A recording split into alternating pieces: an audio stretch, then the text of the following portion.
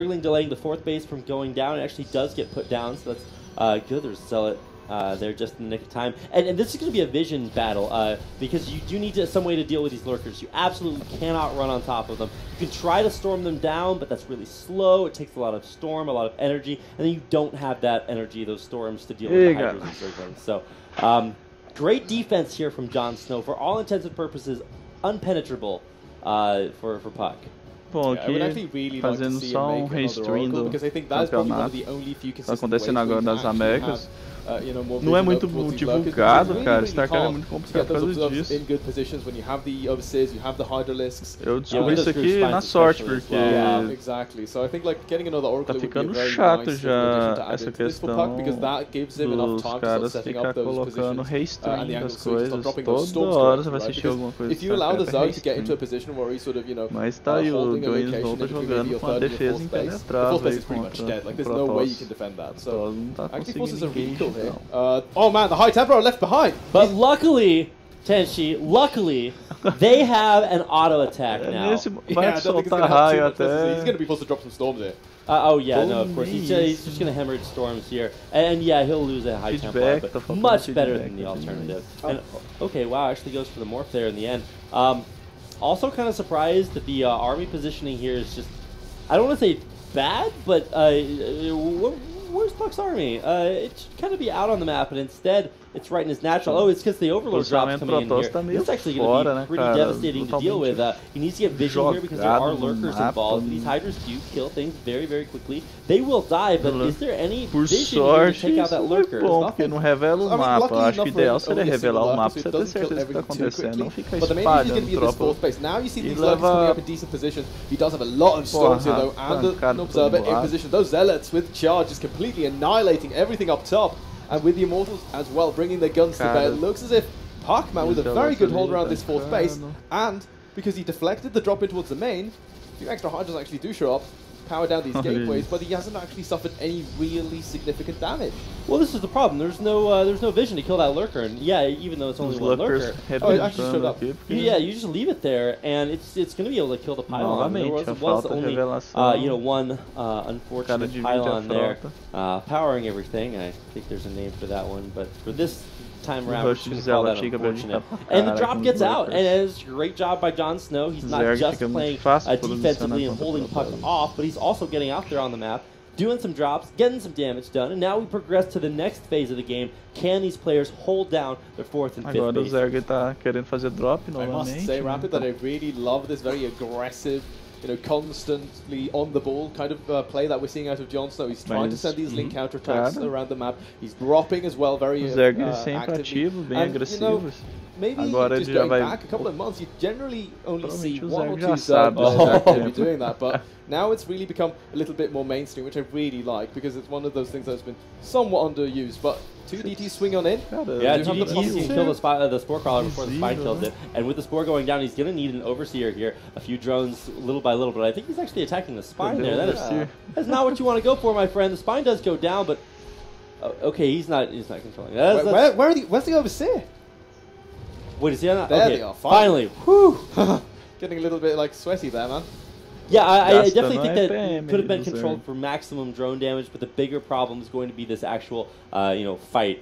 Puck's army is not capable right now of dealing with the Hydra Lurker that Jon Snow has, especially in a pulled back defensive position. But at least he's got DTs elsewhere on the map making things happen. Like I said, can you hold that 4th and 5th base? The answer is no. You can't deal with DTs on both sides of the map. Jon Snow does crush it up top, but does lose that 5th way down at the 4 o'clock base. And that again, showcases the issue because they were already late showing up there to the northern side. So I don't actually think he had a single Overseer available to him at the time, and that is why he lost that base eventually. Now Puck, he's very comfortably mining on these 4 Nexi. He's also got the 5th base now being established as well. Behind this, you can see both players taking up towards +3 attack. More High Templar being added into the mix as well. Spire also being thrown down here by Jon Snow, so can expect Broodlords eventually to hit the field. But these DTs, man, they're still doing damage. 4 more drones go down. And Puck tá fazendo Spire agora. Because his composition Very, very powerful. Now it's all about finding the right position. His army is actually going to be stuck between two mixes, but as I say, that a ton of Archons show up. Yeah, he needs to get those storms in there ASAP. Yeah, in the salsa dance of StarCraft 2, those Zerglings are kind of the arm that grabs the waist. They just go behind and they pull you in tight. They force you to fight right then and there. That's where the analogy kind of diverges there. But that was almost a great surround that could have certainly caught Puck's army in a really bad position, but instead, both players back off. Puck, though, you just kind of start to feel for him. He's up at 180 supply, but it just does not look as powerful as Jon Snow, who has been able to use his entire force to not only push Puck back, but to control that side of the map. These DTs, though, have really been an equalizer. Now, he's choosing to fight on a lot of these lurkers. He does have vision there, but it is certainly a battle of control over that, pulling the overseer or the observers back to keep them from getting sniped.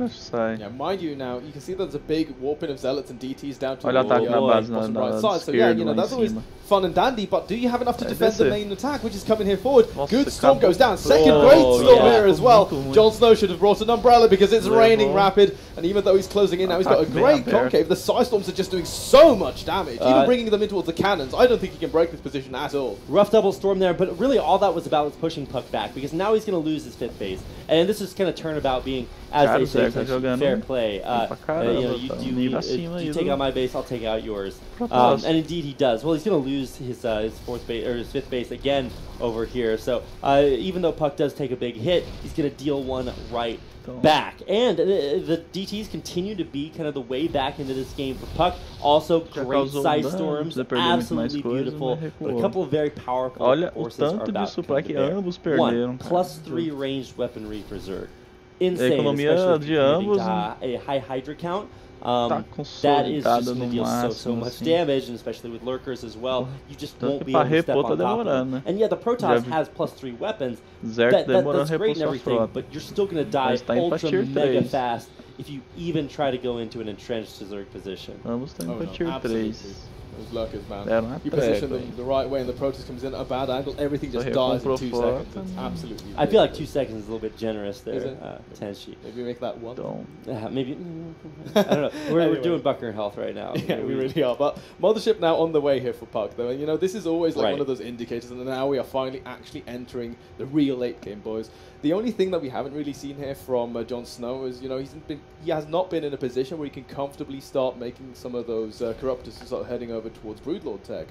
So, once the Mothership core hits the field, the Mothership, old habits. Yeah, rest in peace, Mothership core. We knew they well.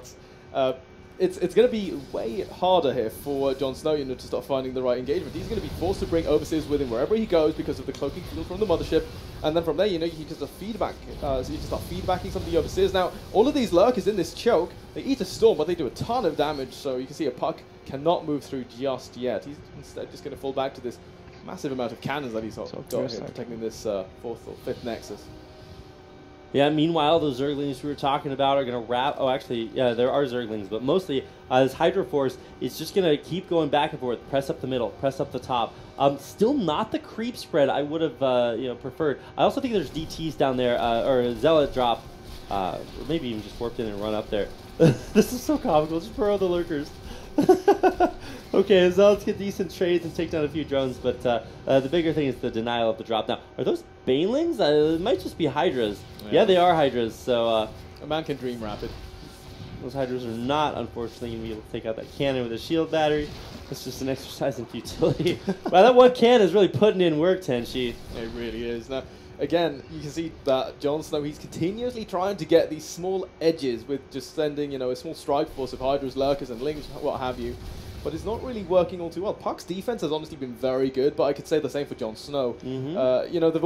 There's never been anyone really taking a significant advantage because they've always been trading tit for tat.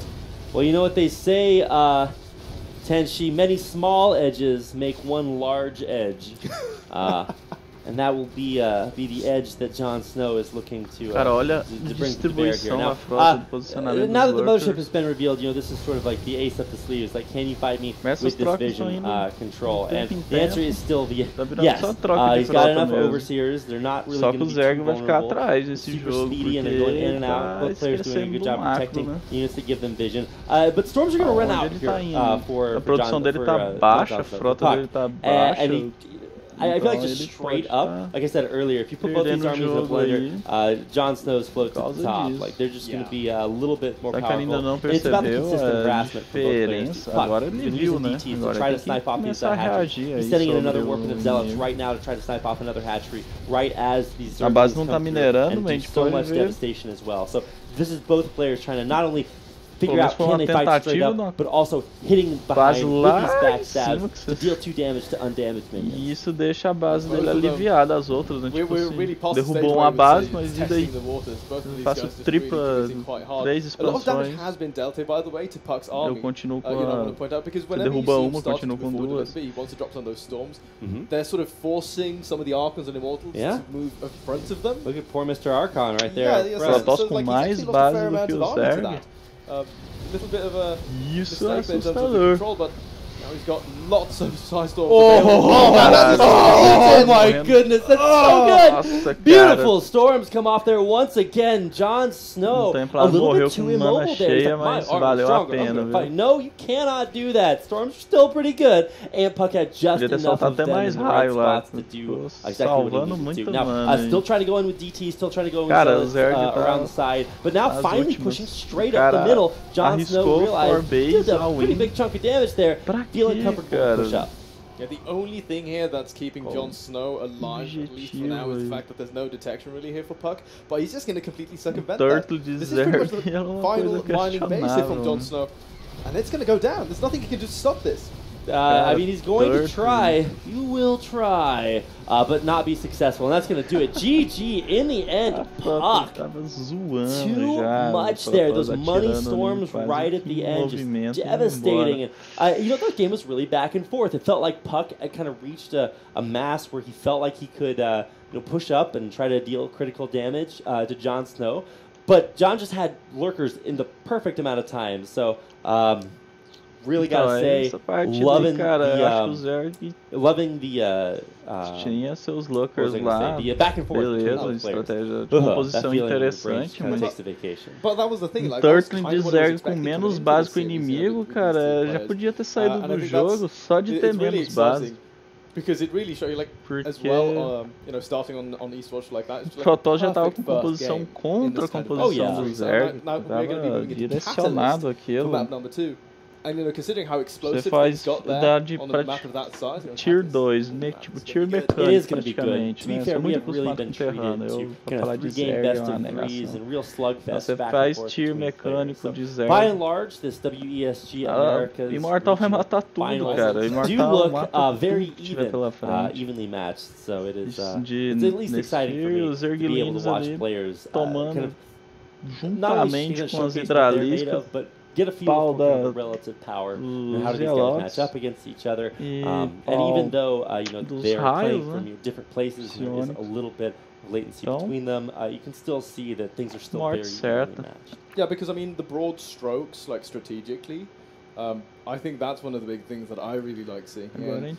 Both players had similar ideas of what they wanted to be doing. I mean, we saw that warp-in harassment was constant, and Jon Snow, I think, tried to keep count, but I saw like 6 or 7 Overlord drops in just one game, which is like both players just really going right back and forth. Yeah.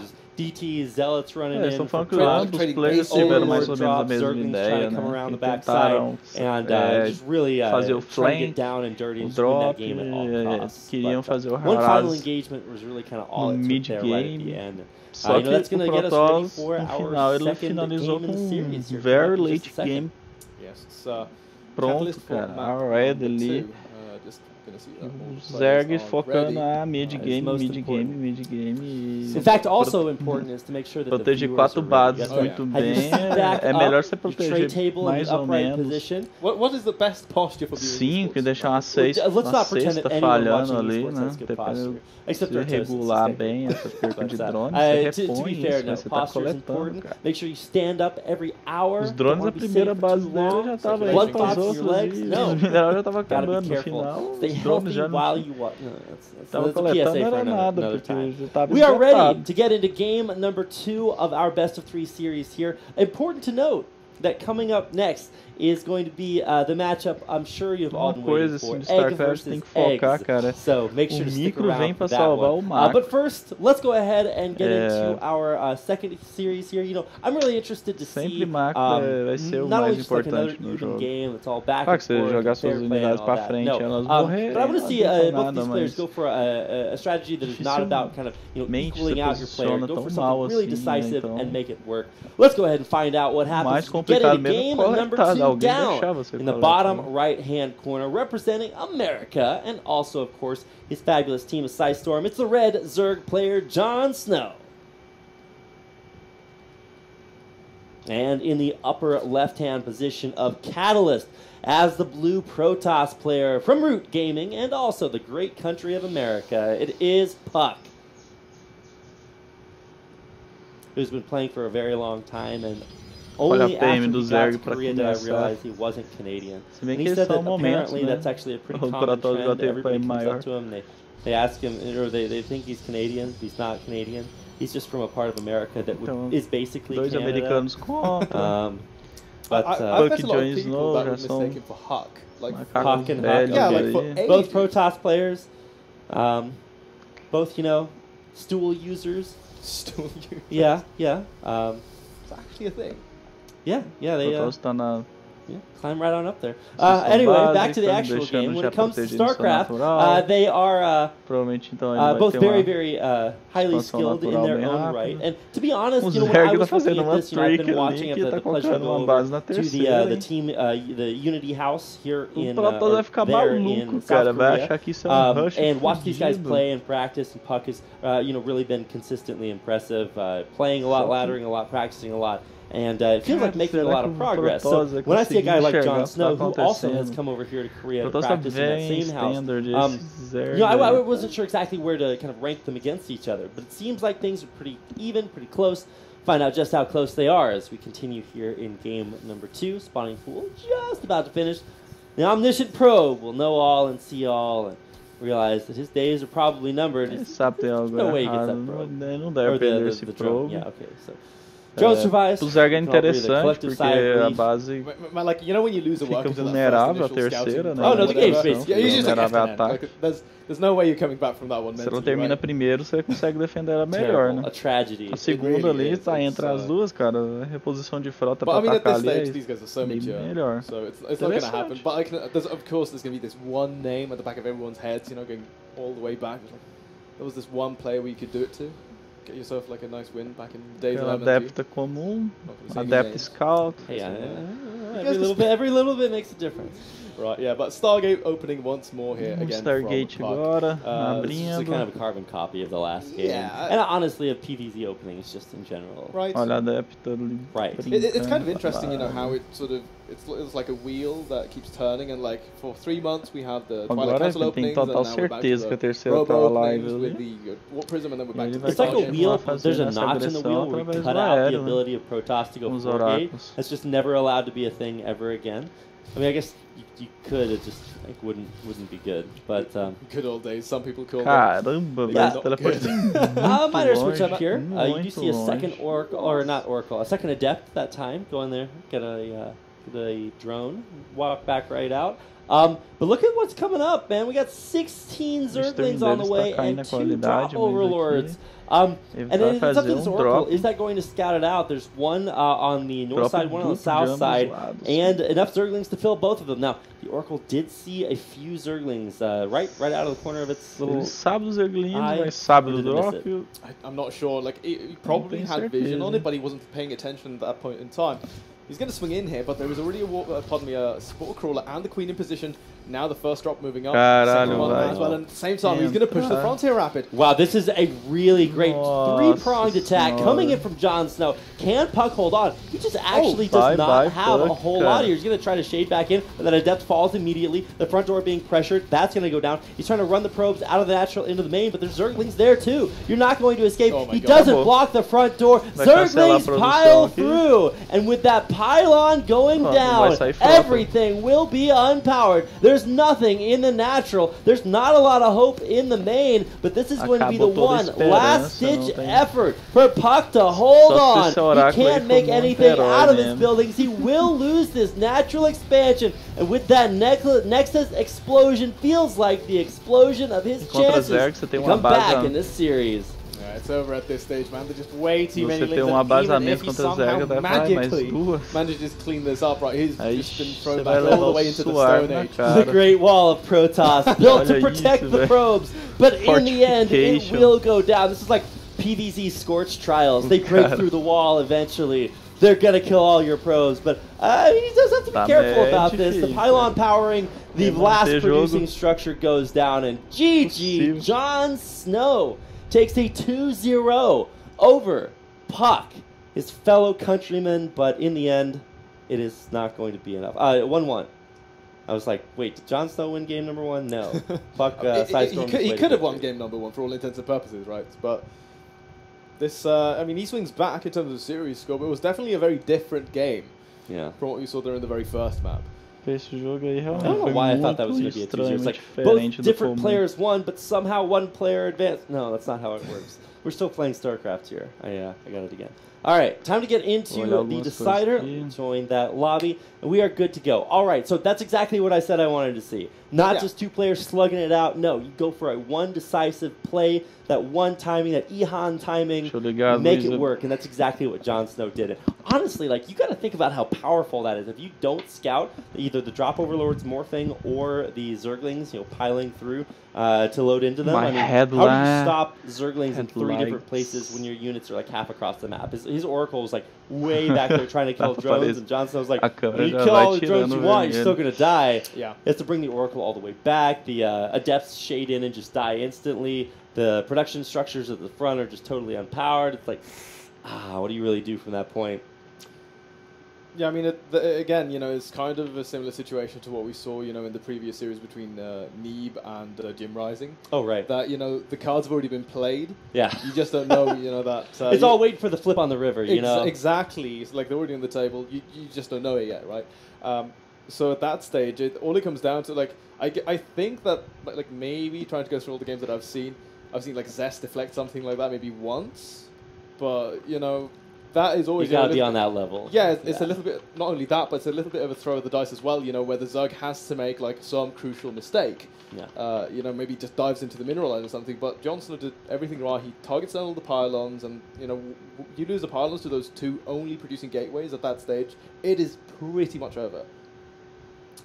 All right, looks like we are ready to go for our 3rd game of this series. We have been blessed by best of 3s going the distance. And, maybe on day 4, when we're all just like haggard from 30 hours of StarCraft casting every day, those are when the 3-0s need to start coming in. But for now, we get to enjoy all the PvZ goodness that is this series wrapped up into one final game. So excited to load in on the map Backwater. So we're going to be getting into our 3rd game right now. It's North America versus North America, Puck versus Jon Snow. Game number 3. So let's go ahead and get into it. All right, ladies and gentlemen, here we are on Backwater, down in the bottom right, in the red. Throwing him a little bit of a curveball. So what's going to be happening here? Nonetheless, it is going to be Psystorm Gaming's Jon Snow. There he is. Drones are mining. Probes are mining as well. On the other side for his opponent, our blue Protoss player, Puck. And already with the first 2 games that we just had, we've seen a little bit of everything really that StarCraft has to offer.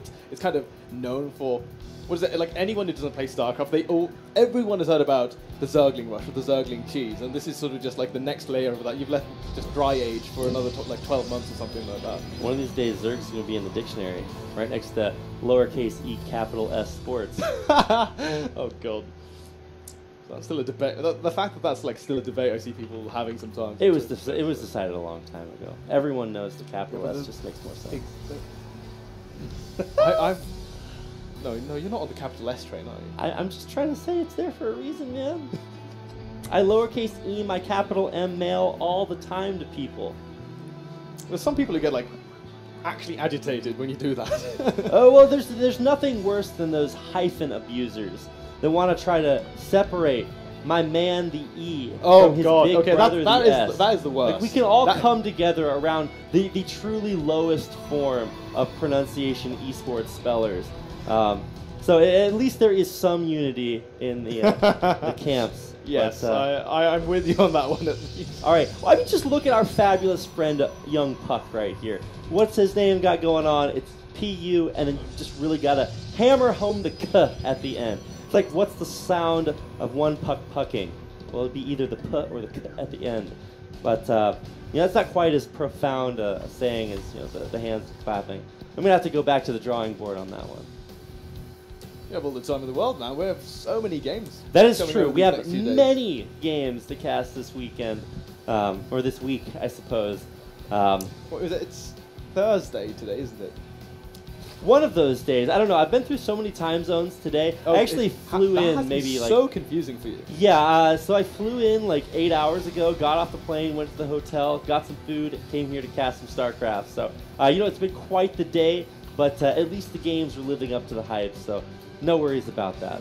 So let's actually talk about the game itself. Same exact kind of PvZ build coming out of Puck, so no deviation there. And really there isn't a whole lot unless you want to go for something kind of drastically different. And on the other side for Jon Snow, he's got his third base already on the way.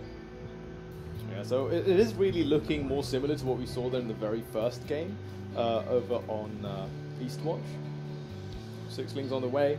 He's getting his speed finished soon, more drones.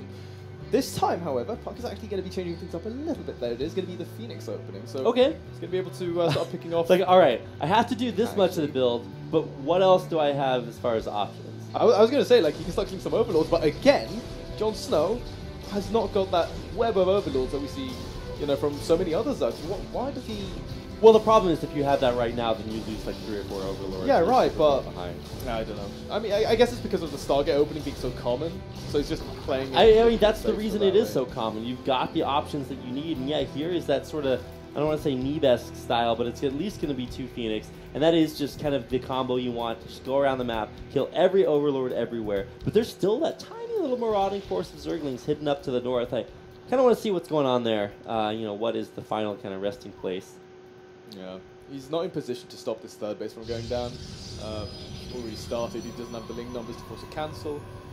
Mind you as well, because it is completely safe as well, so even if you try to go in for a drop, it's not going to be any position to do that. Gets another Overlord with these Phoenixes, by the way. They have suffered some hull damage, so it's going to be forced to pull those back. He's going to continuously make Phoenix now, making a third one. Pardon me, a fourth actually. So he's going to go into... I actually want to see how many he decides to go up to. I think 5 is a very nice count, because then you can pick up the Queens even when they have +1 carapace and kill them in 1 lift. Yeah, just to check up the or check up on the upgrades. Yeah, that's exactly what you're gonna see here. The Queen is actually remarkably tanky. Is there transfuse energy for that one? No, there was not. So there was no hope to save the Queen anyway. I was getting my hopes up there, but it did take 2 lifts. But still, these gas drones are going to get you know, damage picked off. And yeah, there's that 4th Phoenix with no 5th on the way. Yeah, so yeah, you can see it right there actually. He's going straight in towards the Robo, getting the Twilight Council as well. So it's just going to be Puck transitioning into, you know, probably going to be the common charge, getting himself the Immortals and stuff like that. And because of the fact that he does have these Phoenixes controlling the map now, there's not really going to be a lot of vision for his opponent. So if he just decides to go for a Warp Prism, you know, wouldn't be all too surprised. But Rapid! Oh boy. We're seeing a Robo Bay! What could that possibly be for? Is it Colossi? I hope not. I hope it's Disruptor. I really hope so. That's exactly what he's getting. Blink as well. Yeah, Blink Disruptor, a great combo. I mean, you don't blink the physical Disruptor Tenchi, just in case that's what you thought I meant. No, the Blink is for a separate unit called the Stalker. Just, you know, for all of our new viewers out there. But he still did keep all of his Phoenix alive, and that's kind of the real value of Phoenix. If you are able to maintain those numbers, then they just gain so much value as the game draws faz on. nada de live Whether it's the scouting or running around lifting up, key. Já valeram a pena. The big problem though is that like there's going to be a massive number of range upgraded +1 Hydras about to pop out. And that means that Phoenix no longer effective. Even Immortals to some extent not really going to be able to handle that DPS. And with the completion of that support bay, we do find out that unfortunately for my hopes for Disruptors, it is actually just going to be these Colossi. I mean, us both, but still to some degree, I think it's quite refreshing that we are seeing some players opting in to rely on the Colossus to be the splash damage over seeing the oh no, I was just talking about how you can't blow your Phoenix alive. Feels bad, man. It's always that, man. Like whenever he's like, yeah, this is really nice, it just vai ficar sem agressão agora. This is still kind of cool, you know, like except the 2 adepts that we have on the field. You know, vamos ver a defesa dele aí. If it weren't for the fact of the adepts and the shield battery was here, não tem muita hidralisca, então Imortal aí vai aguentar muita porrada com Stalker and Colossus. So it's kind of cool to see a little bit of a throwback com a sentinela usando, né? Jon Snow, he's got redução de dano. Hydras. Ele ficou louco, tá muito atrasado, cara. Tem uma barreira aí. This does not fare very well versus Colossus, Stalker, and Force Fields. Well, it does pretty well against Colossi that aren't range upgraded. So there's no thermal lance just yet. Then yeah, you can get everything in range, especially with the Hydra range completed already. But he is also going to be able to throw in some corruptors to deal with the Colossi as well. He doesn't have them quite here just yet, but especially with the Banelings. Oh, and he'll actually scout the Banelings with the Adept Shade, so that's really good information, kind of getting more compositional info. But yeah, just continuing the Colossi production. He's going to go up to +2 at the same time. But I mean, that is all going to come way late. It's actually not corrupt. There's going to be 10 mutas popping out. Yeah, this is actually really interesting. Like both decisions being the decision being made for either side here, a little bit, if you will, unconventional. Caramba, so now let's see how much damage Jon Snow can get done with these. Because Blink is done, mind you, so the Blink Stalkers. Ele tem que mudar aquela composição dele, ele tá indo pra Mutalisca, né? Even though the Stalkers had a slight nerf, they're still a lot stronger than the first só pra flank. Yeah, pra se defender vai ser um problema. They no longer two-shot Marines. But they still do deal quite a bit of damage. Tatu bomba vai vir aí. Yeah, you're gonna have a good time. 16 tatu bomba saindo. É a esperança dele se defender.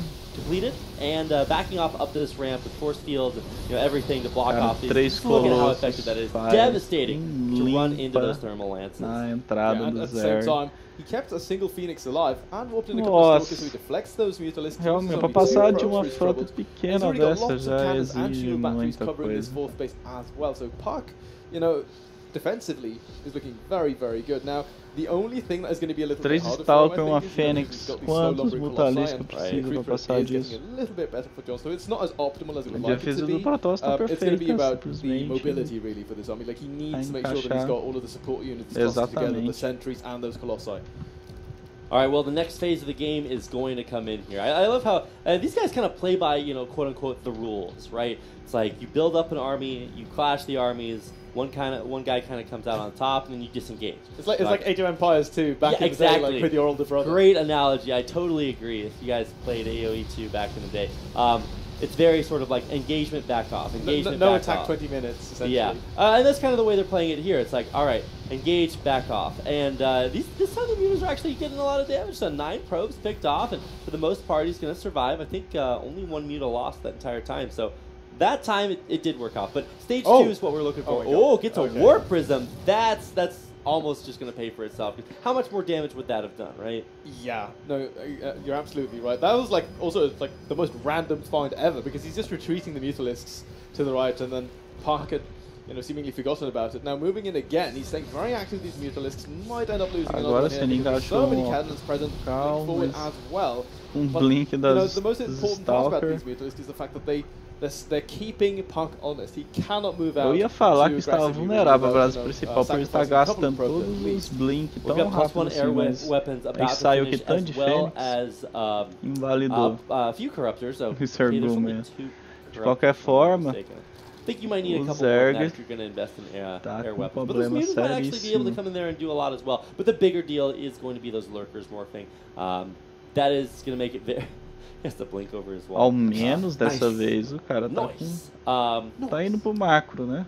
But yeah, we're just reaching kind of the stage 2 of our long and drawn out, you know, who can max out first and run their pelo menos o jogo zero, I really like this. Like, to me, it's like isso traz uma possibilidade viewers, right? de subir as tier dessas unidades, olha o tanto de lurker. You get the viewers that just like only cheer for their Tem favorites. observer. You get the viewers that just love to watch everything just die. I want pretty colors. I want it all everything. Beautiful storms. The lance is coming down as well from all those colossi. Only 2 corruptors are just not nearly enough, and everything will die. Great control. Só que o Zerg perdeu map artifact. And Puck gets o Zerg perdeu mais supply lá atrás, ou perdeu mesmo tanto supply no engage central do mapa ali atrás. Only 4 points of health. The Mutalisks did morreu sentinela, Geox ali, mas não acho que o dano compensou pro Zerg, não. O engage pro Zerg, na verdade, estende o jogo, mas o engage em si foi bem arriscado. Olha esse just to think, I believe that's like something like 35 kills just there, so just on the Colossi. Acabou, o posicionamento dele é favorável. He's gonna have to recall this army. That's a lot of Zerg. I think he might be going for, as the Greek General Alexander the Great called it, Basimus Stratimus. I think that might be what's about to happen here. Yeah, he's got these lurkers in great position as well.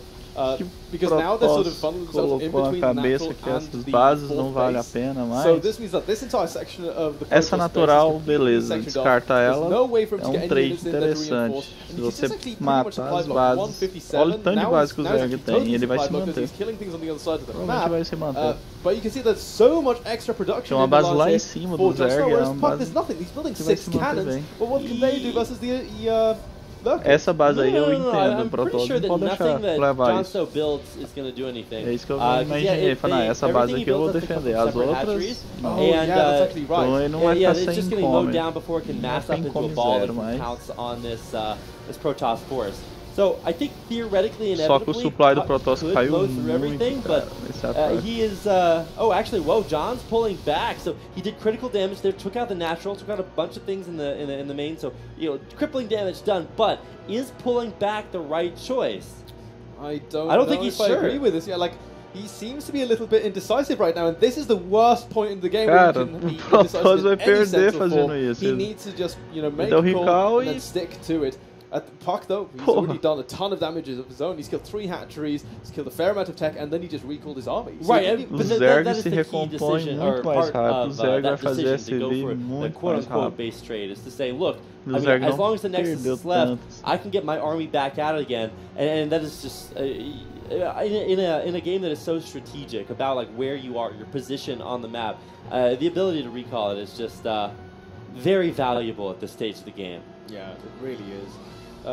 Now, one small thing here worth mentioning is the fact that Puck has actually been sent all the way back down into the very basics of things. He can only make zealots rapid. He doesn't even have... All em Zerg é desinteressante, é melhor perder a base lá. So, the only thing he can open is going to be zealots. They do have charge. Oh, man. Era pra perder rápido, mas... Yeah, but look at what's about to happen. Like, if you...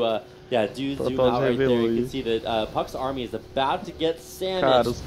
Lurkers do burrow, the Hydra's trying to get their damage done. It's coming in very hot and fast forward, but this Colossi just unpenetrable. Nothing can take them out. They are the immortal Colossi, so I guess we did get some immortals even still. We've got 35 kills on one Colossus, 30 on another, and another that has 30.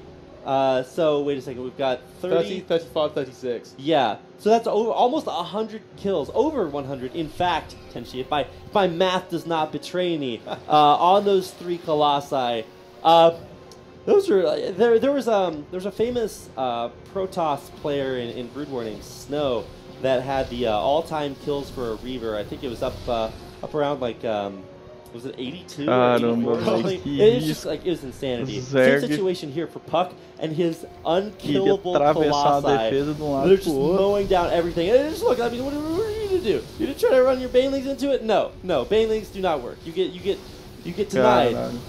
Yeah, these side storms as well. Even though they're not really hitting aqui flanque por trás aí a pegar aqueles. Moving forward. At the same time, there are actually a bunch of drones dying on the other side of the map.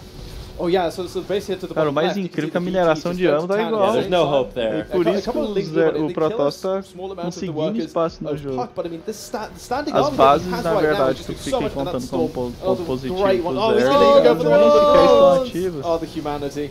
I mean, it's there's just not a whole lot of options, especially having found that upper base as well. The DTs will be able to. Eles não estão ativos, eles não render, é só colocar ponto vulnerável. Os DT foram lá e acabou. Acabou, realmente. O Zerg this is quite a position we find ourselves in. No macro, na verdade. I think there's basically going to be one more attempt here from Jon Snow to take the remnants of his army. Let's do a Colossi count. One has 53 kills, one has 41 kills, and the other has 42. So we're getting up there. It's gonna be like 150 kills. All these Colossi alive. This is just ridiculous. I mean, and he never built more than just these 3. Like they've just been the same 3 Colossi forever. Usually, if you want to commit to all this, you want to maybe put in a couple extra. No man, 3's the magic number. And look at this, John's just losing like little bit of his army, and look at that. 45 kills. Willy Wonka said it best. It's right there in black and white. You get nothing. You lose. He does lose. You can't, if you never deal with the Colossi, I mean, what are you going to do? You're just going to funnel unit after unit into their loving death rays, and that's going to do it. A masterclass at Colossi control. Great job there by Puck. And finally, he does come out on top with a 2-1 victory in this series. So, wow, gotta say, I really like kind of his style of PvZ, kind of going with the standard opener, but mixing it up every time. It's really refreshing to see, because then that way, it doesn't get stale, but it also gets a little bit harder for his opponent, to get a read on him in that sense, because if he just throws you a curveball out of the blue, then a curveball called controlling his Colossi well? Or like just getting Colossus in general, because most people don't even play towards them. I would say that is a less common route to go, but still, the big highlight is, oh my god, they just never died. So, incredible control there by Puck gives him the 2-1 win over his fellow countryman Jon Snow. That's going to do it for that series, and we're just going to go back into the next one immediately. So, you guys thought StarCraft was over? Thought we were going to commercial break? No, you've been sadly mistaken. I've been sadly unable to join the lobby. Yeah, I can join either. So we're just going to see if we can get that back in. I got like a connection error. Aha! You're in? I think so. Okay, hopefully I'll be able to jump in again. Okay, all right, working now. Whew! I was a little bit scared there. I was like, did I just mislead all of our viewers? No, we're good. What is the next series coming up, Rabu? The next series is going to be, in case you guys forgot, Egg versus Eggs. So I think that's Colombia versus Argentina, if I'm not mistaken. Yeah, I am not mistaken. Oh, man. Oh, my God. Go me. I get my caster bonus point for the day. All right. But, yeah, this is the match that, of course, you've all been waiting for. If you've ever, enjoyed the fine fruits of a chicken's labor, then this game is for you. If you enjoy games like Final Fantasy 15 and you love cooking all the time, maybe you love Cooking Mama, another great opportunity to use both of these players' names. There's many opportunities for us to enjoy the fine memes that are about to transpire. It's going to be terrible. There's going to be many cringeworthy moments, but hopefully their incredible play will eclipse all of that and lead us into the greatness that is about to be this best of 3. It's going to be a good old LatAm battle for the ages between Egg and Eggs. I wish Wardy were here to feed me terrible egg puns. We were talking about this earlier. He's missing out right now. Yeah, He's really going to be missing out. But I think if I'm not mistaken, like he really wanted to get specifically this series as well because he had like loaded up. We've got other series that we can get, young Wardy, but for the time being, especially, this is going to be super awesome. It's going to be coated in chocolatey goodness, and I just cannot wait to get into this one, and I'm sure none of you can either. If you guys are some of the diehard loyal fans that follow casters like Jim Rising and his coverage of some of the LatAm Spanish or Spanish-speaking scene, there's a lot going on there. And these are two of the finest examples of that. Of course, maybe you're familiar with guys like Kelezer and Major or Special. But no, the talent pool does not stop there. It goes further. So let's go ahead and go further into our first game of our next series. It's going to be a Latin American battle between our Blue Zerg player in the upper right-hand corner. Playing for Furious Gaming, it is Egg. Oh, Egg contra Eggs. And his opponent on the other side of the map, down in the bottom left in the red. It is the plural. It's Melior Esports Eggs. GLHF imposter. Now the question that we were proposing to each other, that we were pontificating, postulating even, is how many eggs in eggs? Like, porque o nome é parecido. Será que é impostor? A singular egg. Just what? Yeah, like for me, whenever I think about like in plural, I just like a dozen, right? Right. I don't know because it's. Is it a dozen egg? Is it a baker's dozen? Exactly. Pretty much. Who knows? I believe there are 9 eggs in the Execute Pokemon. Like on the thing. Yeah, because thing. Because what's they're the like first psychically grouped together. Yeah, exactly. What's the first one called? It's just like egg. It's Execute, and then it's Executor, right? The Execute is like 3, right? Is it just 3? Isn't it just like 3, and then it becomes Executor and gets like even more? No. I don't remember, man. Like the first generation of Pokemon. You have never played Pokemon. No, I was like 6 it's actually, when it came out. It's actually 6 eggs, but one of them is broken. So. Ah, okay. Yeah, but I mean, 6. You can get a 6-pack of eggs, like in the supermarket. So could be that. I'm not sure. We could speculate about this forever, man. Coming into this game just a little bit, we actually did have a 12 pool opening here from eggs. I'm going to be very clear to emphasize eggs, and Egg hasn't actually got anything to respond with, so. Going to start working with the hat tree. He's pulling the drones, which he's pulling almost all the boys. Wow. Wait, this how many? Well, he has no units. He's got so he's pulled 14 drones. Yeah, okay. So this is a good count, but he just needs to micro. He's losing drones already. Oh okay. yeah, he screwed up. He didn't walk them through. They're supposed to like go in and then expand around the Zerglings to get surface area, but he actually just is going to lose. This proves rapid that multiple eggs beat a single egg. Well, actually, there was a Digimon called Digitamamon, I think, that was, it wasn't Mega, was it? I don't know, it was champion level, I think, but it kind of wrecked the Digidestin there for a second. So a singular egg, in fact, Tenchi, can be quite powerful. Not in this situation. 11 drones down now.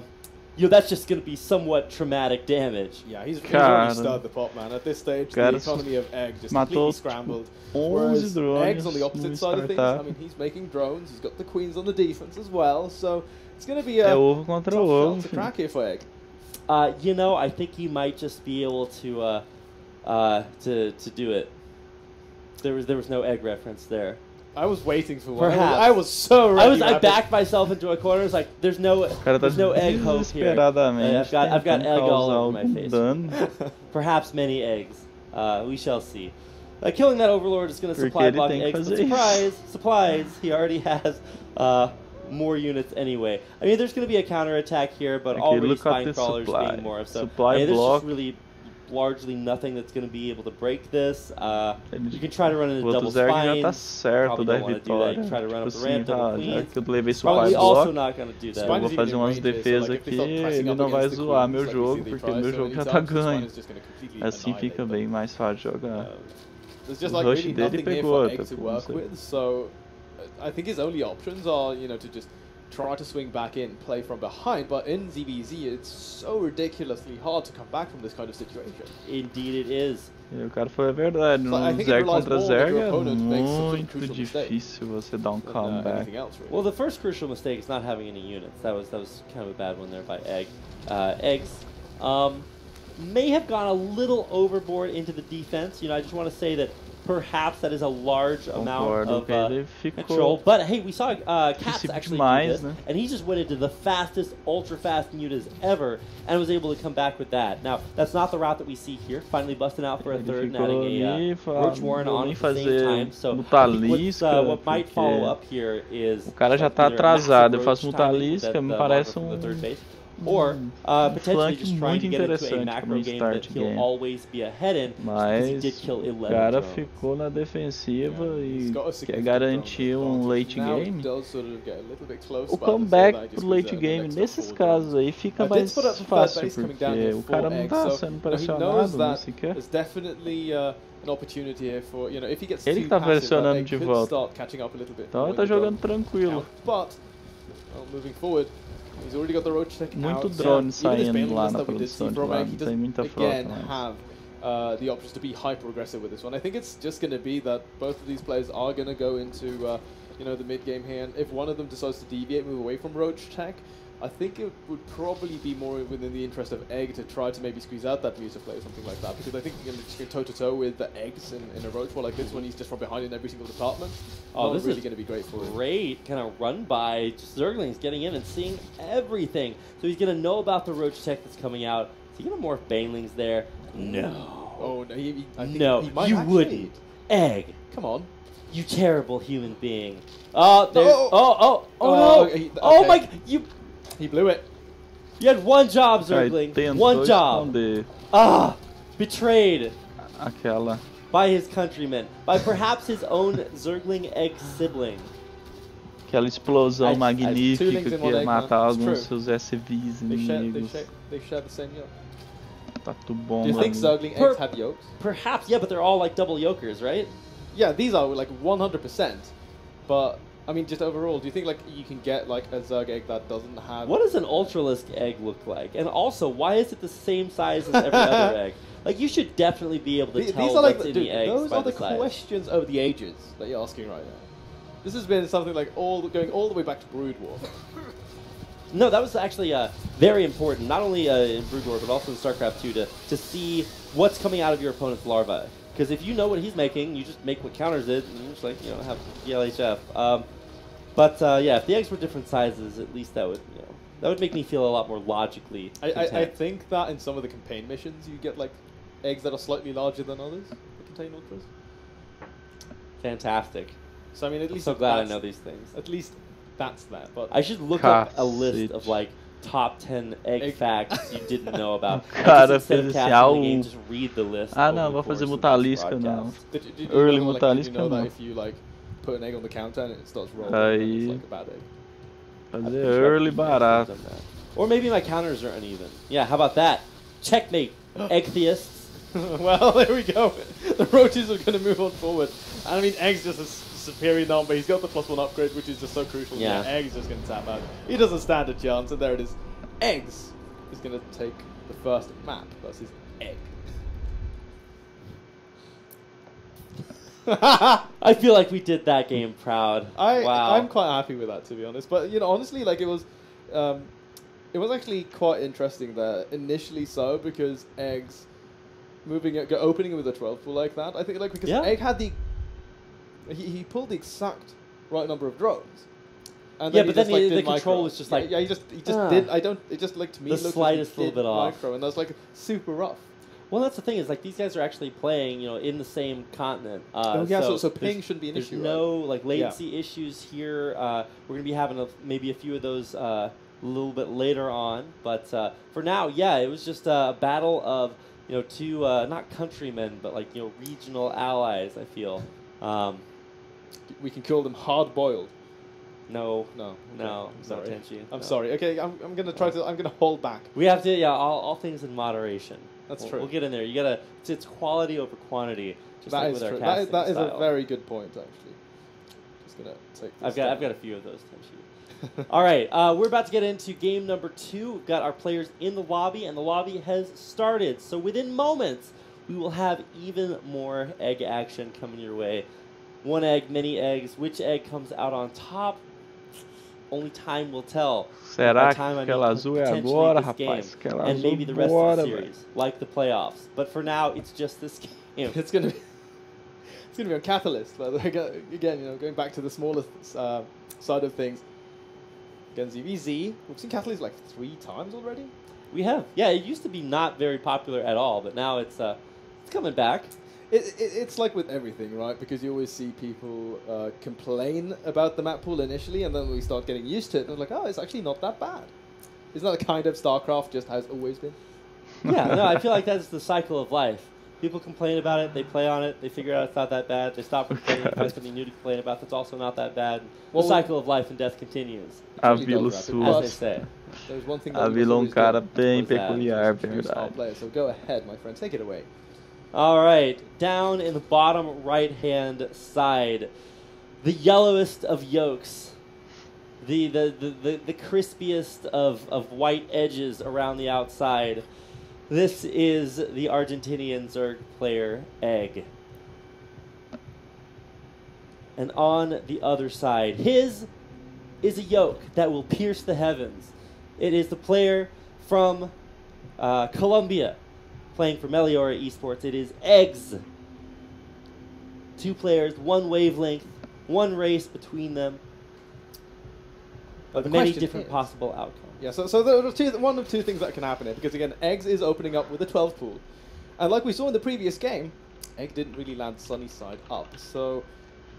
No, that was the frowny side up. How much damage can he do? That was definitely a saddy side up. That was like a... Yeah. It's when you flip it and you break the yoke.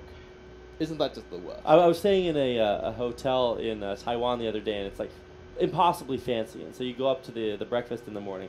You ask them, you know, what kind of eggs you want, and you know, or they ask you what kind of eggs you want, and then you're like, all right, I want these eggs, and they'll like flip them like impossibly high in the air. They always come down the right way, but unfortunately in StarCraft, that's, you know, we're not quite so lucky. The StarCraft chefs aren't quite as good. Sometimes they drop the eggs, and well, Eggs definitely knows what that feels like. So hey, round number 2. How's your drone control? Só aquele rush. Drones right now. He's only pulling 11, so, and he's already let a lot of damage go down onto this hatchery. Drone control. Don't lose too many drones right now here. Oh, he's already lost too many. Yeah, cara, compensava simplesmente focar na base. Dava pra matar a base, ele errou aí. Base a menos para outro Zerg ia ser o suficiente.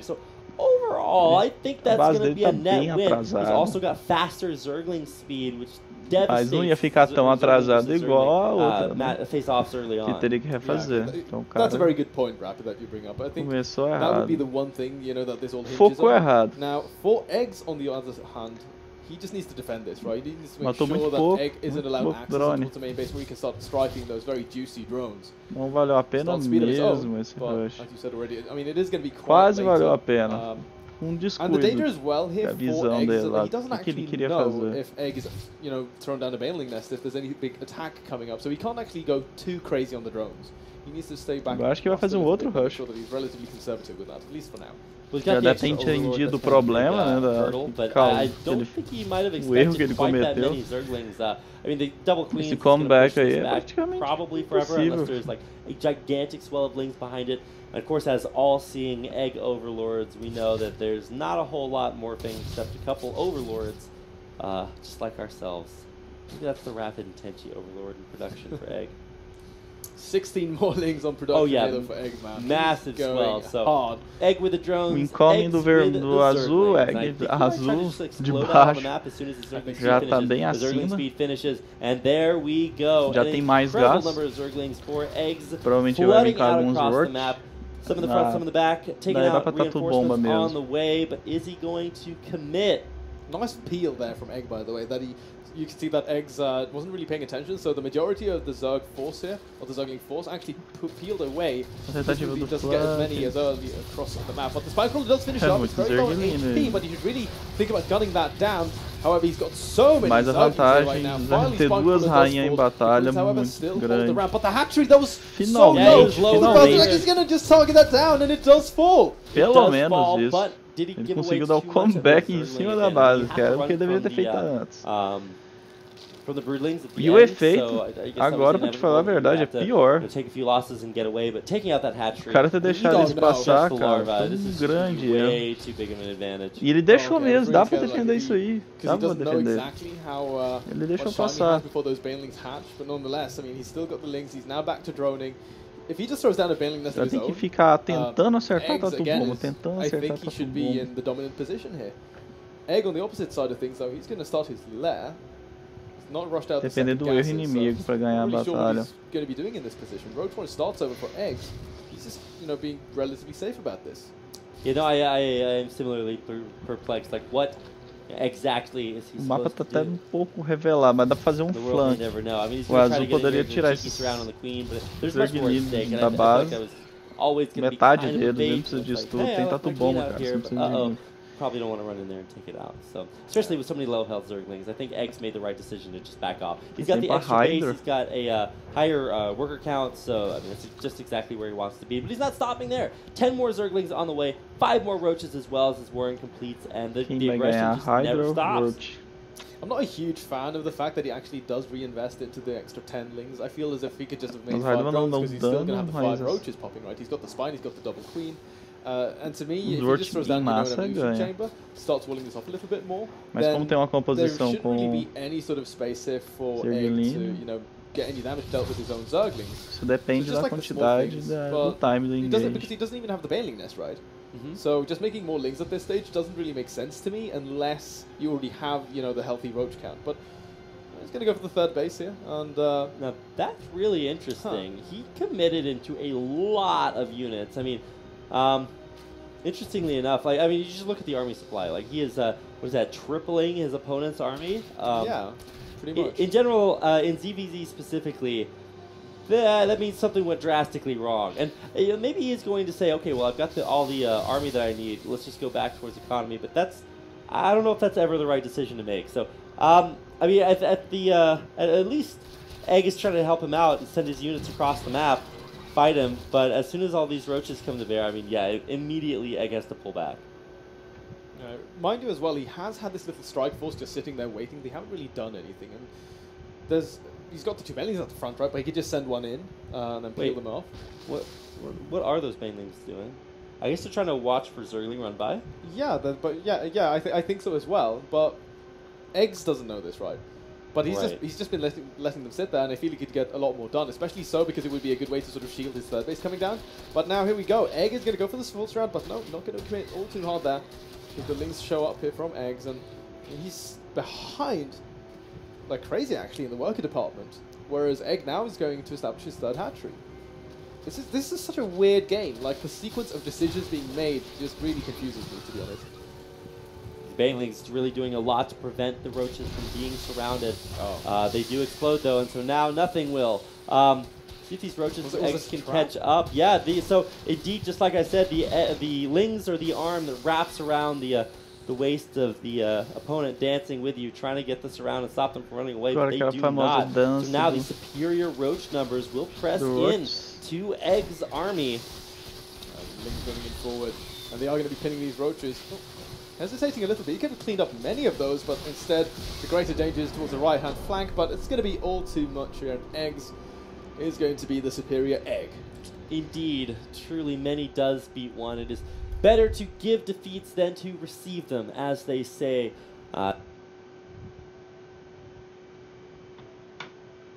Tenchi. And so that's going to be a 2-0 victory for our Colombian Zerg player, Eggs, for Meliora Esports, and congratulations to him. You know, we've seen a lot of 2-1 ZVZs over the course of today, but finally we have a 2-0, and I don't want to say dominantly so, but you could tell that he kind of knew what his idea was. It's like, I'm going to play very aggressively, and he was very good at doing that. Now, you could say off to the other side, did Egg micro his drones correctly, trying to defend against these 12 pools? Not really. So there's room for improvement there. But congratulations has to be said there to Eggs, a Colombian Zerg, who takes his first win. Yes, so with that, guys, series concluded. We're going to be throwing it over to a quick break, where I'm going to be swapping out with Mr. Wardster. So we'll see you guys after this one. Be right back. The World Electronic Sports Games now enters the crucial final stretch. The American qualifiers kick off on February 1st. And during 4 intense match days, the best teams of the region will battle for $233,000. And more importantly, the highly sought-after slots at the Grand Finals in China. The best of the best will play for the championship title from the 12th to the 18th of March in Haiku at the WESG Grand Finals and $3,920,000 prize pool. Cheer for your country and join WESG.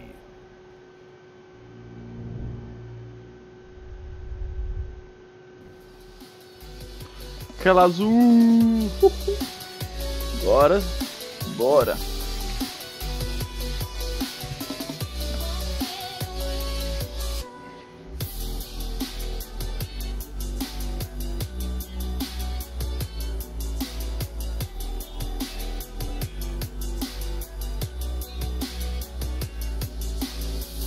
Aquela rush. Aquela mesmo. Rusher assim, cara. Aquela bio, né? O pessoal não. Ele força muito bio. Agora começou a parar com isso, porque também com as changes.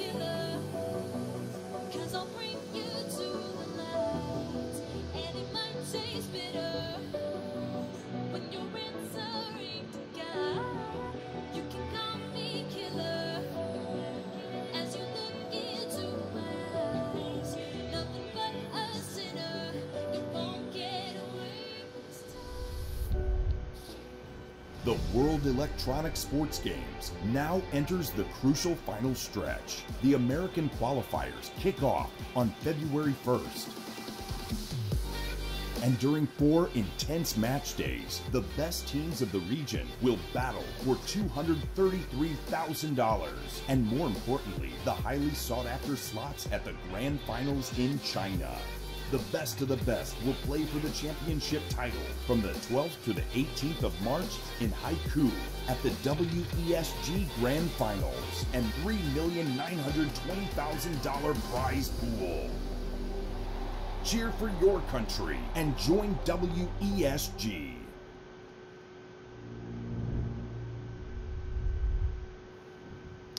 Welcome back, ladies and gentlemen, to the WESG America's Regional Finals. Oh, I knew I was going to get it eventually. Thanks for the handoff, Wardy. I came back just for that. Wingman Wardy has got my back. Big fan. I hope you guys have been a big fan of the games. They have been pretty good. Last series was a little wacky, but we had a little bit of fun with it. And now we're back to get into highlighting some of our other players. I don't think we've gotten a chance to see Kellizer play yet, if I'm not mistaken. This is his first matchup. Sweet. There's only 4 players we're yet to see. Kellizer, Scarlet, Semper, and Special. And I believe Kellizer Cala God, now. Then we go into Scarlet versus Espírito Indeed we do. Then Scarlet versus Kellizer to continue on. So sick. So many good games coming up here today, guys. I am excited, but let's go back into a battle of countrymen here. It's going to be, or I guess continentmen, if you want to call it that. Half-breed versus Kellizer here. I guess Kellizer spends most of his time in the U.S. and in Korea, but he is technically from Brazil. He's going to be playing off against Half-breed, a.k.a. old-school Dignitas killer. I'm really excited to this one. Not only do we get to see Kelazur, he's been a little bit off my radar, at least for a while, but we do get a chance to watch Halfbreed back again. He looked pretty good in his first few series of the day, so I'm excited to see whether or not that one win that he did pick up was just a fluke, or if he can hold his own against one of the best Terran players outside Korea. Yeah, he started off looking pretty disastrous against Cats in that very first, very quick game. Yeah. But he turned it around pretty nicely. But man, Kelazur is not an easy opponent to go up against. He's going to be so good here, I can almost guarantee it.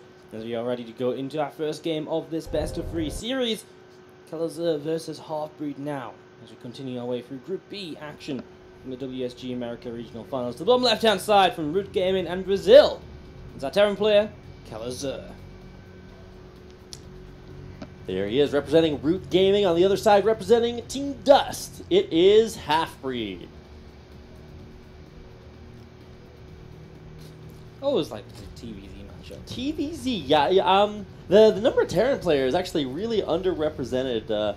You know, as a Terran player myself, I always feel a little bit, you know, sad when that happens. But at least for Kelazur, you know, I can't really think of too many good Terrans that I would rather have. Kelazur and Major both just like way up at the top. Guys that do battle against each other all the time. And so if they actually wind up meeting up, that's the game that's going to be super sick. It's a classic Copa America matchup. El Clasico, as they say.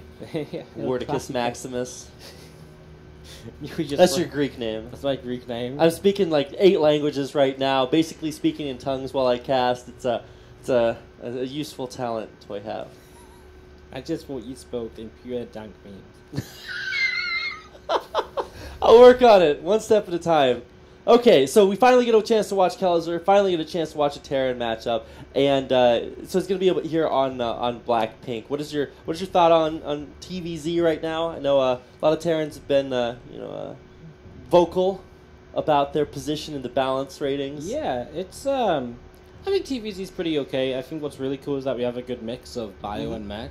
Right. And I think that's always really fun. Bom, esse match porque Kelazur even when TVZ was the greatest matchup ever, which it still is, but even when it was Wheeling Bane versus Bio, and it was super hype and super exciting all the time, it was a bit Kelazur não gosta de contra é Protoss. If it was any other matchup, people would have complained. It was just that Wheeling Bane versus Bio Isso aconteceu no campeonato. So it didn't matter as much. And then you had like all those Reapers. Yeah, exactly. It's been a while since we've seen just a matchup that is very dynamic. Yeah, very dynamic, very macro-oriented, and again, 2 different just styles to play into the mid-game, and just so many different ways to get there as well, which makes it super fun to watch.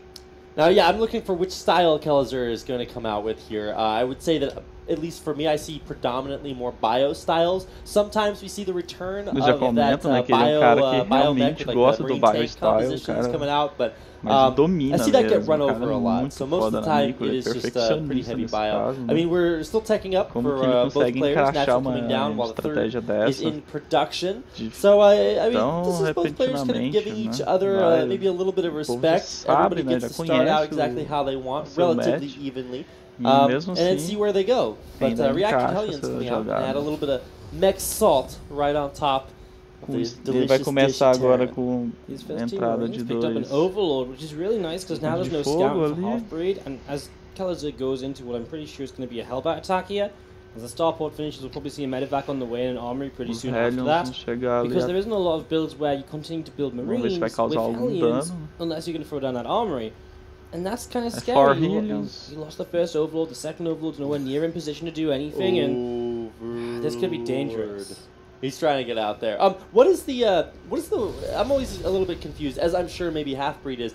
How do you tell whether like the strength of the Hellbat attack? Like, is it just going to be like a pummeling all in, or is it just a couple of Hellions and he switches back? I think it's very rare that it's an all in, right? Unless like SCVs are coming and there's only one base, so it's very obvious because there's just no kind of. There's just no way you make it more all in because you're still able to build SCVs behind. It's not like you suddenly start building 4 Hellions at a time or something. Or even if you do, then you've still got 2 factories. You can still macro out of it. Right? There's never really like a cutting point of SCVs unless SCVs start to walk across the map. So it's kind of tough to get right because you have to defend without taking too much damage, but also not by overcommitting because you have to still macro yourself. So you see those Hellions gathering together. The medevac will be here momentarily with just a few Marines inside of it. There's Roach is on the way up here from Halfbreed, so he is getting ready to deal with this. Zergling took one for the team. What What's up here? It hurts. And now when Queen is just going to die for free. Oh, you really cannot be losing Queens against this. They are kind of your last bastion of hope against these very tanky Hellbats. They're going to get healed up by this medevac, and there's so many of them with Marines to back them up. I mean, even that Overlord could just die for free. Hellbats in the front, Hellbats in the back, pushing up the ramp. The Zerglings are just going to run into their untimely demises. Now, a few roaches spawning from the natural are going to actually take out some of those forces, but with just a quick pick up, it's going to be enough to reposition, and the attack continues. Yeah, those roaches are slowly starting to clean this up now, talking down a few of those Marines. The Hellbats will just lift up and get out once more with only one left over. But Kelleher did enough here. He forced a lot of units out. He's been building up his work account behind it, transitioning into the Banshees as well as this first Liberator, which is going to come in for some damage now as well. We're at that position where Kelleher only 6-7 workers behind with a third CC starring. Great position. I believe the Liberator was scouted out by passing over an Overlord, but it's still going to get into position. Probably get one drone kill. Couldn't get in that extractor fast enough. You know, when you just run in for that burst and you miss it. When you this has much further. This has much worse consequences. Don't succeed. Oh well, that drone will, live and die and live again. Oh no! Oh no! Lining them up! Oh, the barbecue! It's a massacre! So much damage! 13 drones going down. You just Entrar muito. That one drone. Was good. Oh no! No! Oh I see it coming! No! Oh, not up the ramp! 23 drones going down. Half-breed. He doesn't know what hit him. You ever get that feeling when you defend a Hellbat attack really well? And you're like, God damn it, I'm doing good. Let's make some workers and macro, and then 5 Hellions just ruin your day. It's like a rule. If I'm like hitting my build order timings, I'm not getting supply block cook Banshee instantly. Right in my mineral line. That one thing I forgot to build. But here comes the Banshee's going to take out one Ravager already, make himself pretty worth it. Cloaks on up. He's got more damage left to do. And what is there not in that mineral line, Wardy? A Spore Crawler. Oh, poor drones again. Oh, man. If you just got some like sick drone schadenfreude, like this is your game, man. Voltar ao jogo. This is just so brutal because the work can't. What is there not in this mineral line as well, Wardy? A Spore Crawler. 10 out of 10 for me on the test today. Hey, Wardy, you passed. You get to keep casting this. Which I hope would also be true anyway, because I'm not sure Wardy and I could, or Tenchi, yeah, I did it again. Tenchi and I could handle who we are, 85 games. It's the ending I. A bit too much. Alright, well, I had no D on the end of my name. Yeah, you Rapid? Yeah. You do have a D on the end. I do. That's, that is fully fully functional in the, the letters have a D on the of end the name that I use sometimes, Wardy. I'm glad we pointed this out for our viewers. It's definitely there. I checked. It's in fact capital. It's not lowercase. It is. Oh man. Yeah. Well, this game has gone very Kelleher's favor very quickly. He actually ended up playing mech, but that really doesn't have much of an impact because realistically, whatever he was playing right now, he's gonna attack in like 2 or 3 minutes and just steamroll. I was really impressed. Half-breed got back up to the same worker squad. I was like, wow, he really just like macroed back up. And then I look, he has 16 army. Like, oh, okay, he just didn't build any army. Alright guys, my 2 roaches, I got this, trust me. I don't know, man. Thor drops coming in. Oh baby, this is not going to be a fun series to watch. This is the game that I like put my hands in front of my eyes and like watch between my fingers. Like when you're watching a horror movie and you know there's that jump scare. Like we're about to watch it. It's going to be too painful for human eyes to behold. And yes, Hellions from earlier to morph into Hellbats, which makes this attack very powerful. As Half-breed hits a supply block as well, losing that first Overlord, and he just doesn't have anything, and now he doesn't have any drones! Churrasquinho. Save their lives. Save their lives, leave the game ASAP. Save their life. Oh no. The carnage. Whoa. Alright. Wow. Hashtag drone lives matter, man. You gotta protect those guys. Honestly, Half-breed was doing a really good job in this game. Like, the first Hellbat defense was really good. He kept Until it the Fire Nation attacked. Yeah, I mean, he was doing fine. His workers active was good. It was like a 7 to 10 worker lead, which is good. And, I mean, then it just fell apart completely. Like, one Hellion run by kills 13 plus workers. I went up to 23 workers, right? It's 13, then he dove the natural, and it happened all over again. When that happens, you just don't recover as a Zerg player. Like, there's no 2 ways about it. It's just not possible. No, it's not. We got a chance to see exactly why there.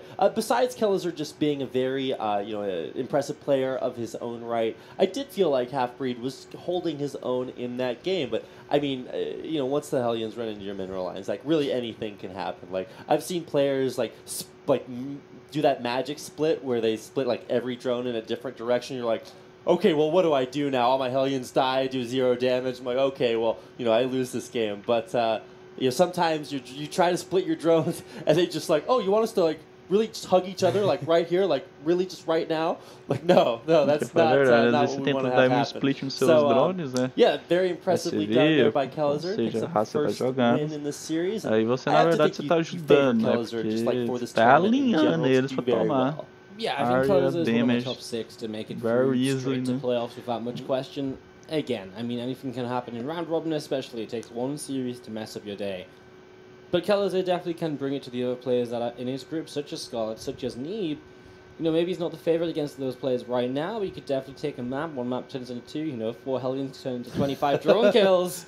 It's possible. So Kellezer, for me, definitely one of the favorites to make playoffs, and I think he's definitely got a good chance. And we're going to get to see a lot of him as well, because we're going to get him to see Scarlet play against Scarlet later. Ooh, yeah, that is like one of the true litmus tests. Like, you play against Neeb, Major, Scarlet, like, that's how you tell, like, can you stand the test of time? Even if you can't, maybe you've got those top 4 or 5 players that are just really, really dominant in things like WCS, Circuit, and other tournaments. There's still 7 spots open to go to the Grand Finals in China, so... there is plenty of opportunities to succeed here. You don't have to be the best player. You just have to not be the worst player. Yeah, definitely. You have to... and it's so weird because some players come into this like, my goal is to win this tournament, like Neeb and Scarlet and Special. And other players come into this and they're like, my goal is to go to China. And it's kind of cool because you got those 2 kind of tiers of like goals. Yeah. And Kellezer's the one I think is in the middle, where Kellezer's like, I should get to China, so that's kind of my first priority. But then it'd be nice to do well as well. Whereas, again, someone like Neeb's just like, of course I'm going to China. Well, I've already booked my tickets for WSG. Well, we're about to go into game number 2 to see how close our players can get to their dreams. Not only doing well in this tournament, but in the ones to follow. So let's go ahead and introduce our players down in the bottom right-hand corner of Neon Violet Square. It is our Latin American player, Half-Breed. And he's up against the red town player, top left-hand side from Root Gaming and Brazil, Kellezer. Engraçado, American player, Chile. Gracing us with não chama todo mundo de American, mas no brasileiro chama de brasileiro. Two directions. I didn't expect it. It moved one way and then the other. Interessante. Wow. You're too good for it. We are blessed. Open gas. My eyes have seen the coming of the glory of the ward. Trampling down the Zerg's wrath. I could keep going, but to continue with the game itself, I'm fascinated watching the series, waiting to see a series where 23 drones don't die. That's what I want to see right now. I wouldn't even be mad if Kellezer went back into reactor Hellion drops again. Pouco atrasado. Yeah, I mean, honestly, it'd just be cool to see what happens with Half-Breed gets past the Hellbat phase and then doesn't let so many drones die. Because again, he did a really good job initially and eventually Kellezer found the hole in his armor. But if that doesn't happen, well, what else does Half-Breed have planned for us? Can he hold off that Hellbat for attack? He probably can. Can he then deal with the mech play? Well, that becomes a different question. I guess a question of its own is, do we see mech play here on Neon Violet Square? Much larger map. As weird as this sounds, larger maps have been starting to favour bio play lately, because it used to be so much more about rally pushing and never stopping with bio. Nowadays it's about one push where, okay, the size of the map matters, but then going into colocaria os marines and aqui the na size of the map generally benefits you more as a term player in that regard if it's a bit larger. Specifically for Neon Violet Square, I feel like mech kind of does struggle a little bit just because of those Neon Violet Squares. Can't really fit Thors through there. Those are or tanks. Not Thor friendly. Yeah, Thors, tanks, Ultras. They do fit through there. Yeah, I saw Scarlet pointing that out on Twitter that Ultras are small boys. The first time I ever watched this map, I was Scarlet versus TY. Scarlet's army's like here, and TY's army's like here. And TY starts moving all the way around here, and Scarlet's Ultras just go like, just like run straight through it. Straight through it. TY just like stops and types like question mark. Star Portrait. Type question marks like TY, guys. That's the way you do it. Question the gameplay. like TY does. Well, I mean, you just look at those squares, and there are certainly two things, Morty, as neon and violet, but apparently they're also ultra friendly. Ultra friendly. They've got that tag. Well, this game is a bit different from colors. Tech Lab on the barracks is already a bit of a game changer because now he'll probably go into... It's actually quite common to go into like a Viking first in towards a Liberator and maybe not even use the Tech Lab, or Viking in towards a Cloak Banshee, of course, is very obvious as well. So those are kind of the two choices. I'd be very surprised if you went instant Cloak Banshee, which he does actually, so there you go. I too am very surprised with that. That is, it's probably a Hellbat Banshee then, because of how fast the Banshee is. It's just outside the range of the Zergling when it presses the front. I wonder if he saw something. Because if he saw... He didn't see the Rotoron, but obviously this looks very aggressive from half-grade, so again the Banshee ASAP would be a lot better for him generally. Definitely, and especially with the Cloak. Like, I mean, even just the Banshee kills any sort of Roach aggression, or, you know, Ravagers especially as well. Yeah. I wonder what he's going to telegraph here, because, I mean, once Half-Breed sees these first few Hellions, you got to know he's thinking, oh, well, you know, this is getting a little bit scary. He's got some PTSD from the last game, but, you know, what is he going to, like, think is coming behind this? Well, I don't think he really cares what's coming behind this because he's just looking to end the game ASAP, right? And right now he's also got to think about how he's going to protect the drones. You can see that split you were talking about before is there this time. Only 3 workers going down. Some interesting information from Colors because he doesn't see roaches until the very end, so it's very hard for him to know exactly what this is. His Half-Breed is actually going to drone back up. So he was actually just making those roaches to defend. He wasn't looking to get aggressive at all. And well, now the first Banshee coming across the map, and we do have spores beginning to build in the main. But just beginning, and this Banshee will hit before they are finished. Now, the Cloak is not done just yet. I believe it is just about to finish. So yeah, there it is. The Cloak just now finishing. Lots of drones. O time é muito importante, finally starts to pull them away to minimize the damage. Now muito bom. Just stops and backs away. 5 workers, those already great. You can see that Half-Breed does actually send the roaches across the map, realizing the first Banshee is a bit busy harassing. Finds himself that opportunity. Não sei se o Zerg aqui... those roaches either. There's only a couple of Hellions here, so this could be a good chance for Half-Breed to get some damage done. I mean, even if he does pull that Banshee back, and yeah, an immediate yoink on the Banshee to bring it back home, there's going to be a lot that does die here. Several SCVs going down, the supply depots taken out of the front, this command center will not be allowed to complete, but I mean, this Banshee will signal the end of this attack inevitably. Yeah, it can take a little while longer though, so at least another couple of workers. What else could he really get done? Maybe if he started very quickly on this CC that was half built, he maybe could have killed that, but obviously it's a little bit too late now, so just going to get maybe one more SCV that pops out of the CC on the low ground, and that will be that for now. The double Banshee here to clean up at the end.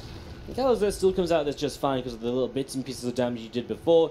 Now he has triple Banshee going across the map to try and find some further damage too, as he does indeed play Bio now on Neon Violet Square for our second game of this series. I was really getting hopeful. You know those reflexive plays you make where you just somehow wind up with, like, you know, 80 Hellions. You're like, oh, okay, I guess I'll go mech instead of Bio here. I guess my extra factions probably do a good job with this one. Yeah, Kelzer was one of those foreign Terrans that did kind of adapt that innovation mass Banshee style for a while. But, ooh, catching these queens out on the map, that is it'd be a lot less anti-air to deal with.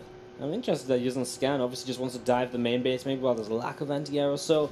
You know, scanning's a great kind of thing to do at that stage because you just killed the queens that are clearly dedicated to creeping, right? So you could get rid of a lot of the creep and give you a lot of power to push around later with the Bio as one Banshee goes down to the Esse Zerg tá ficando perigoso porque tá com 3 bases, né? Queens, man. Esses Banshee aí estão só balanceando o game. Reaches out and touches 7 range queens. Tem muito dano aplicado. How did you even play Starcraft with 7 range queens? How did you even play Starcraft without Medevac boost? Provavelmente o Terrano já vai vir, porque agora veio mais Bio, né? A outra tava mech. Look at this, like, imagine if you could pick up Siege to tanks. It's just ludicrous. Just completely ludicrous. Like, it's perfectly balanced. It becomes the dumbest game at that point. Like, tudo. I don't know. Well, eu acho que o aquela azul ele faz estratégia em relação ao que ele vê, né? Se o Zerg tá com 2 bases, mech. Se o Zerg tá com 3 bases, a little bit further ahead though as the queens come in to push back one of these Banshees already now. So they push those back, and that'll be it for now from the queens and the Banshees. There's a few more drones on the way up as well, and Medevac's loading up a couple more sets of Marines. Indeed they are, heading out across the middle of the map. Kind of interesting that we don't really see a whole lot of the Overlords out on the map. I mean, obviously you don't want to have them in too vulnerable positions, but there's just not a lot of information. There's those 2 up top, and nothing will certainly see this drop coming through. Yeah, nothing at all. He lifts back up descer que tanto de coisa, perdeu time pra curar Marine, I really feel Calazar is kind of just sat and not really doing anything about the creep spread. which I think is a bit of an issue because over time you need to be able to push on the map, right? And if the creep is out there, that's one of the big things that Zerg relies on to be able to stop those pushes. Finally, now he unloads in a way that he will stim in. He will get rid of some of those creep teamers. Just doesn't quite catch that of active one on the top side. But a lot of the creep below this will go down. That's a nice starting set of progress for him. And maybe even another scan? Or is he just looking to see where those units are? Ooh, 1-1 is done for our Zerg player Half-Breed. So Kelzer does not want to overstay his welcome here. Esse jogo não vai ser tão fácil igual o outro. We reveal that, I mean, this is, I wouldn't call this, you know, like, I don't know, this is kind of a little bit of everything. Maybe biomech, he's got tanks, Hellions, and Marines. Cara, eu gostava quando o Kelzer fazia a extensão da... Yeah, the vehicle weapons as well helps with the tanks, especially against the Hydras nowadays. I think it's almost motor essential. This drop was actually cleaned up pretty nicely. Wow, there was actually 6 Marines left over. It looked like a lot less from where I'm sitting, but I mean, he lifts up and he just saves some of the Marines. There's another drop on the top side. Again, right now I think a lot of this is just about cleaning up this creep, slowing it down. The Banshee helps out as well, taking its opportunity to shine as well. There's a scan and there's a lot of these creep units going down. Obviously, if he kills these ones that are spreading currently, they'll be stopped from spreading, and that helps him out a lot too. You can have 2 creep units for the price of 1. Indeed they are. Picks up, gets out. Both medevacs safe and sound. And this is exactly what you were talking about, Wardy. You're like, oh, well, he's going to be punished for not clearing up that creep spread. Right on top of it, getting out there and trying to clear some of that up. He did miss a couple of Kelzer não vai ser punido por não estar matando o creeps. We're starting to see Half-Breed kind of react to this. Essa área do Zerg vai ficar bem reduzida aí. Too big for your metaphorical britches here. So time to get out there, make it happen. Big push right up the middle of the map with Adrenal about halfway done. I actually love the fact that Half-Breed is replacing the creep though. Like, he's obviously... It actually is a big thing in ZVT, just to show kind of how good each player is mechanically. To be able to replace creep with the cleanup creep, because it's kind of a constant fight. Half-Breed's doing a very good job of it, so he's playing this quite nicely as Kelzer just poking around. I mean, you said a big push from the Zerg player. How about a big push from the Terran? No combat shields though. Kelzer missed that, and cara, Kelzer tirou toda a defesa. Olha lá, see if that slows him down at all. It's actually a big clean run by just running on it over here, and SCVs are going to have to fight with those Marines. The little depots that couldn't, they stay down. And, ooh, that is not the position they are want to be in. That's terrible, terrible damage. 24 workers go down, and, you know, 26 now, more coming in. And this is almost just going to have to be the push that does it for Kelzer. And it very well might be, but that is a lot of Zerg at the top of a very strong ramp. Well, here we go. Just continue to move forward. Kelzer sieging up a few more siege tanks. I mean, this is the issue. How do you clean up this army of Kelzer's Half-Breed? Well, I guess you get your Ultras out, and they are on the way, but can he buy enough time? It's going to be interesting. Kelzer has nothing left on that third base. The third base even lifted now. He's pushing into the natural. He does get one Viper nice and quickly. That will help. Ooh, that's one less Blinding Cloud to use. Yeah, but this Ultra is going to be almost impossible to stop. There go the Blinding Clouds, taking out the tanks. The Zerglings coming from the rear, and I mean, just completely engulfing that entire Terran force. And really back at home, there might be another one macroed up here, but there's just no economy to support it. 40 to almost 80, not the position you want to be in economically. Well, it looks as though Kelzer might be dropping a map here in his first series of the tournament, because Half-Breed is bringing it to him. He said it at the start was Half-Breed's first win, just a bit of luck, but so far it doesn't look like it. I mean, he played this one out wonderfully, sending the run by across. Kelzer was not ready. This game is not over yet, but Kelzer is playing from behind against a Zerg who's already hitting the Ultra stage of the game. That generally ends pretty good for Zerg players, as we're going to see the Lings are going to wrap around, and there's no real kind of way out of this anymore as the Hydras are going to start doing so much here. The Ultras at the front as well, going to just keep on running forward, swiping and swiping. Kelzer doesn't have anything across the map or anything to play with, and there's a first CC's going to go down too. And Kelzer is running out of lifelines right now in Game 2. Even more workers falling as well. I mean, this army is overstimmed, overworked, underpaid. Gotta say. Gosh, you know, Marines only get 50 minerals per lifetime. Wow. Yeah, lifetime. For lifetime. It's insane. Yeah, nothing to deal with these Ultras. So GG, Half-Breed takes it. Wow, evening up the series 1-1. Wow, I mean, what did we expect going into this? Probably not Half-Breed to take a map off Kelzer, but this starts to change things up, and again, you got to look at this from Kelzer's point of view. That's scary, because you're dropping a map to Half-Breed. You got to play Scarlet a little bit later on today.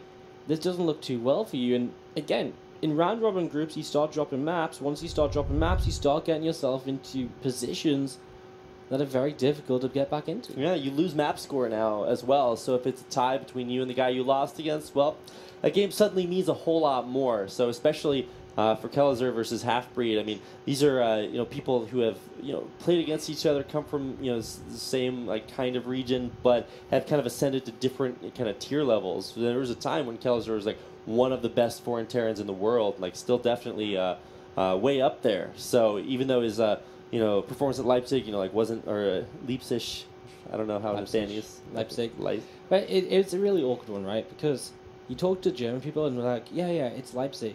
And it's like, okay. But then you talk to the other German guys, like, Leipzig. And then you go look in Twitch chat, it's like, wah! Well, yeah, let's just like, yeah, that last part is the key mistake you just made there, young Morty. So let's just keep it to the game itself.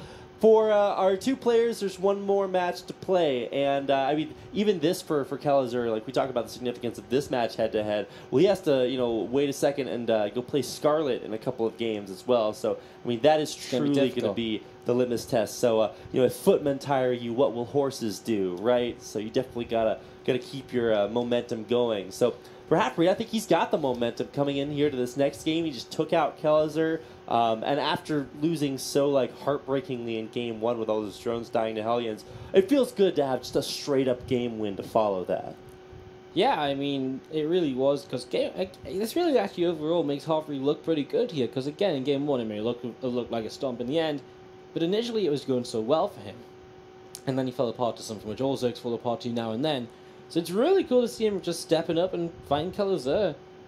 Honestly, on Asus plans, I'm interested to see what's going to happen. I actually kind of like this map for Terran players, because I feel it's one of those maps that really makes it easy to push on, because you have a lot of narrow choke points. Yeah. And for Zerg to set up surrounds on this map, you've got to start setting up the surround like minutes in advance, it feels like. Totally agree. So let's go ahead and get in onto the map named after Victory Bell. It is going to be our red Terran player. In the upper left-hand side, it is Kellezer from Brazil, representing Root Gaming. And in the bottom right-hand side of the map, our blue Zerg player. Give it up if you're cheering on Halfbreed. And by give it up, we mean get out there on Twitter, tell your friends. The WESG America's regional finals are on. Also tell them that I pronounced it correctly one time tonight. That's my personal victory. You guys can have many of your own, or players themselves have their own victories. Some of them moral victories, some of them actual victories. We'll find out which one this game number 3 is. Kellezer, how many Hellions do you need to build to replicate game number 1? you gotta know he's thinking about that. He's like, well, I had to fight really hard in game 2. Game 1, I just kind of ran Hellions in and won. But it's kind of funny as well, because I feel as though Halfbreed in game 1 may have just been expecting Kellezer to not be making more Hellions and play bio, which I think is a very Kellezer thing to do, to play bio all of the time. When you think back to BlizzCon, where Kellezer played pretty much purely bio against Dark, and that was a time where Mech really was very strong and really was having a good time. So yeah. You saw guys like Special just highlight just how strong Mech could be that tournament. He was definitely making it happen, and for Kellezer, he's like, no, I got my own style. Let's play to that. I always kind of wonder, like, what is the break point between, like, I just want to play my style because I'm comfortable with it, I know how to play it, and the other perspective of I want to play the best style. Let me, like, you know, adaptively figure that out. I mean, I think it depends how it goes in practice, obviously, right? But, like, I think you just have to look in and be like, well, could I be performing better if I do switch this style? You know, maybe it's hard to judge because, you know, maybe for a week you play like absolute trash because you're playing something you're not comfortable with. Yeah. But maybe after that week you become like Neeb level of good because you're suddenly playing the style that's good and you're good at the game as well. And, you know, I think it's interesting. I think, you know, that's what ladder's for as well. Players experiment, players try things out as well. And it really kind of makes you a more well-rounded player anyways, because even if you don't end up playing it forever, it's something that you can go back to as an experience you've had time with. No, I totally agree. One thing that a lot of players like get really bent out of shape with, especially if you have any form of like, you know, ladder anxiety, you think that like, you know, I just can't climb the ladder. What do I need to improve on? I'm like, well, you know, sometimes it's not really about climbing the ladder. Like, maybe you just gotta, like, you know, develop as a player. So you gotta, like, you know, have maybe a week, a month where you just suck at new builds and stuff. But once you get those down, like, you have the situational awareness. You're like, hey, I can do this build. You know, I can change it up. And you become a better player, especially if you wind up playing, like, competitively, best of series. The ability to change it up is super valuable. So there's my diatribe. Let's go back into the game and actually kind of check things out. Once again, nothing super devastating on either side. No early aggression from the Zerg player. Nothing crazy happening from the Terran. And only 2 Hellions out on the map. But 2 more in production with a medevac. Yep, going straight back to the build you used in game number 1 now. Half-Breed, where is your road drawing, buddy? Because if it isn't coming up soon, you might start to be in a little bit of trouble here.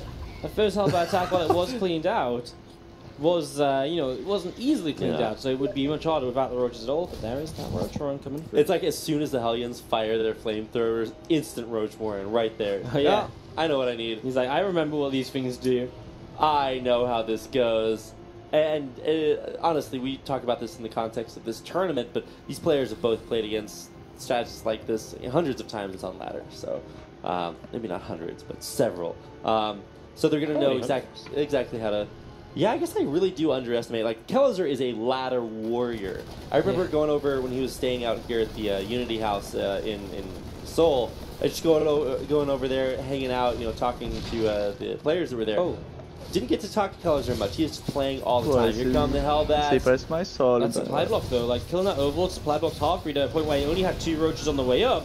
And that's going to be really painful for him here. He's going to be seeing these Hellbats. Units. Yeah. Oh my god, this is really crazy because the queens are kind of separated from each other as well. The medevac will go down, and that's a big deal. 2 roaches to the south side starting to help out a lot, but another queen will fall. Splitting these queens up is helping a lot right now for Half-Breed because it's at least buying him some time, but he's taking some heavy losses. Yeah, one of those queens that entire fight was just doing absolutely nothing. It was running away and died to 2 Hellions. So that's never what you want to have, and now just 2 roaches, that's not going to cut it. But we do see the extra roaches now coming now. Turns out losing some of your units can help you to replace others. One way to get out of a supply block, and in the end, Half-Breed is looking as though he's going to clean this up. One more roach, that's a couple more. Okay, so you will eventually clean this up. Takes maybe a little longer than it needs to.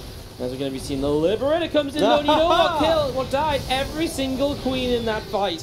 And that's painful, because look at this now. Drones are starting to drop, and this natural mineral I just caught mine. You can't go that way. No. Drones, no. Not like this. This is not a drone-friendly zone. This is the no-drone zone, Wardy. The no-drone zone. A sad position to be in here is Half-Breed again. It looked as though it was finally just about going okay, but then he gets punished for losing the queens a little bit earlier on. Some Lings are still sat in liberation zones there. Apparently they don't care. But I think Half-Breed should, because every single unit right now is going to be super valuable to him. Behind us we have the Cloak Banshee follow-up as well, +1 vehicle weapons. And it is going to be... Well, it's going to be mech once more. He's taking the 3rd gas already, so it does look that way with the +1 vehicle weapons, of course, as well, I guess. It's a pretty good indicator. Yes, it is. Looking at the production tab and the buildings that are built is a great indicator. I feel fairly confident about that. All right, well, it's time for round 2. We've got Hellions that, even though they do have blue flames, do not have blue flame. I always thought that was, like, really annoying to me as a caster. It's like I see the blue flames, and I'm like, oh, I get my hopes up. We're back at MLG 2013, but no, unfortunately these flames are quite yellow. But along with the Cloak Banshee, this is just a lot of Terran mech all over, a lot of very unhappy Zerg. This is so cool as well, because Kellezer didn't really morph in Hellbats for a follow-up attack last time around. This time he sees the opportunity to, and he's just going to be able to keep away so many of these units. Those roaches are currently not enough. The Banshee's picking off queens. By the time an Overseer gets up or he comes in the Spore Crawler range, there's only going to be 1 queen anyways, and if the Hellbats get a couple of shots on that, that's going to be bye-bye queen and hello Banshee. Raining over these mineral lines as drones find a chance to pull back through, but there's that queen going down, so now what anti-air is there? Not a lot, Wordy, and especially when you look at things like, you know, 3rd base, barely mining, natural expansion, you know, like hanging in there, but not for long, and drones just getting devastated everywhere they go. 1 Hellbat shot goes off onto all those drones. Even though everything on the ground will maybe eventually get cleaned up, there's 2 Banshees in the air and no anti-air to take them out. Yeah, these Banshees are just picking up kill after kill after kill. There's even still 2 Hellbats in that main mineral line. And we're going to be seeing the Liberator comes back through. And that's going to be turning around and miss each other mineral line as well. I mean, Spore relocating, but now the Banshees could jump to the other side of that there. And, I mean, there just doesn't seem to be a way to really come back into this right now for Half-Breed. 46 supply for him.